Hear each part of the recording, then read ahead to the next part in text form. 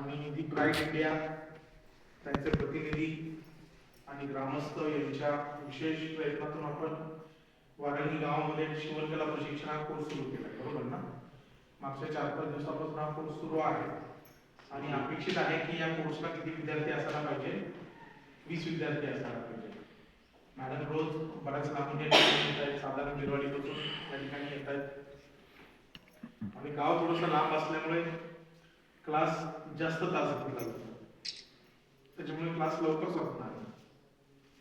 तुमची सगळ्यांची ग्रामस्थ म्हणून जबाबदारी आहे की वेळोवेळी नियमितपणे तुम्ही काय करायचंय, क्लासमध्ये यायचंय. रोजच्या रोज तुम्हाला क्लासमध्ये यायचंय, सगळ्या गोष्टी शिकून घ्यायच्या. कारण हा क्लास पूर्ण केला की तुम्हाला गव्हर्नमेंट ऑफ इंडियाचं सर्टिफिकेट मिळणार, भारत सरकारचं.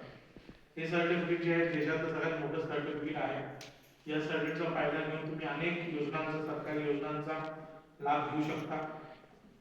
अनेक नवनवीन सरकारी योजना आता ग्रामपंचायत लेवलला किंवा पंचायत समिती लेवलला येणार आहे आणि अशा योजनांचा लाभ जर तुम्हाला घ्यायचा असेल तर तुमच्याकडे भारत सरकारचं सर्टिफिकेट असणं खूप गरजेचं आहे. नुसतं मशीन असून चालणार नाही तुमच्याकडे.